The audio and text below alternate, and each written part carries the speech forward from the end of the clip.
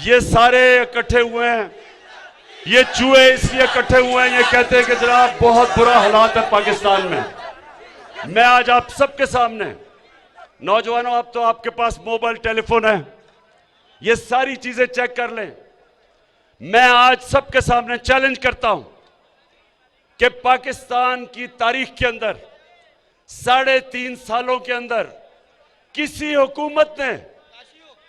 हुकूमत ने इस तरह की परफॉर्मेंस नहीं दी जो मुझे बड़ा फख्र है मेरी हुकूमत ने दी है। आज माइशत देख लें। आज जिससे मुल्क उठता है वो एक्सपोर्ट्स है। आज पाकिस्तान की तारीख में सबसे ज्यादा एक्सपोर्ट्स है। आज हमारे पास जो टैक्स इकट्ठा हुआ वो तारीख में सबसे ज्यादा है।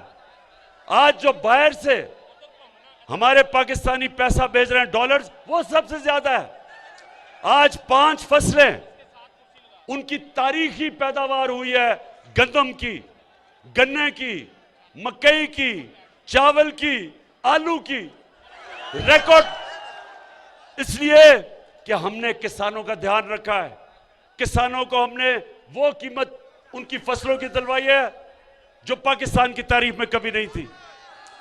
आज वो हमारे किसानों के पास पैसा गया है जो इस मुल्क की तारीख में कभी किसानों के पास इस तरह पैसा नहीं आया। और फिर इंडस्ट्री, आज हमारी इंडस्ट्री चल पड़ी है। टेक्सटाइल इंडस्ट्री की रिकॉर्ड एक्सपोर्ट्स है। टेक्सटाइल इंडस्ट्री ये पिछले दौर में बंद हो रही थी, उनके ऊपर हाउसिंग सोसाइटीज बन रही थी। आज मजदूर नहीं मिल रहे टेक्सटाइल के लिए कि माशाल्लाह अल्लाह के करम से इस तरह का पाकिस्तान की इंडस्ट्री आगे बढ़ रही है। आईटी की इंडस्ट्री, जो नौजवानों आपका फ्यूचर है, आईटी, इंफॉर्मेशन टेक्नोलॉजी, 75% 2 सालों में आईटी की एक्सपोर्ट्स बढ़ी हैं। और इंशाल्लाह जो हम आगे देख रहे हैं, सिर्फ आईटी उठा देगी इस मुल्क को। फिर ये मैं आपको बताऊं कि जब एक मुल्क में ईमानदार हुकूमत आती है, और फर्क क्या है, पाकिस्तान के ऊपर रेकोडेक 2000 अरब रुपए का पाकिस्तान पे हर्जाना हुआ था। 2000 अरब रुपए का पाकिस्तान के ऊपर एक फैसला किया था अदालत ने, और हमारे ऊपर हमने 2000 अरब देने थे जिन कंपनियों ने अदालत में गई थी। मुझे फख्र है कि 3 साल मुसलसल हमने नेगोशिएट करके हमने वो मसला हल किया।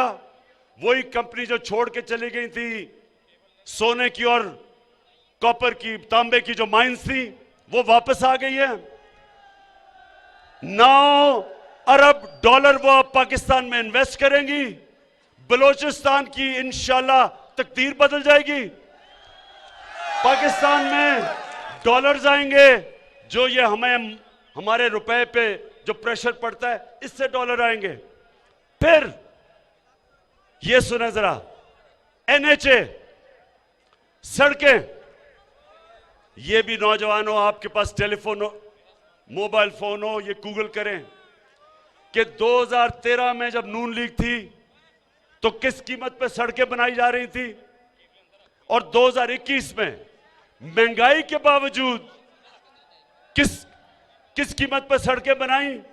आपको हैरत होगी कि 2013 में जिस कीमत पर सड़कें बनाई गई और 2021 में हमारे दौर में 23 करोड़ रुपए फी किलोमीटर हमने सड़कें सस्ती बनाई, बचाया मुल्क का। और ये भी वेबसाइट पे जाके देख लें कि हमने फख्र से मैं कहता हूं कि 1000 अरब रुपया हमने कौम का बचाया सड़कों के ऊपर, और उसकी वजह से हमने दुगनी सड़कें बनाई कौम का पैसा बचा के। रेलवेज, पहली दफा रेलवेज 50 साल के बाद हमने जो खसारे में था उसको नफे पे ले आए हैं, और इसमें आजम स्वाति को खास तौर पे मैं दाद देता हूं।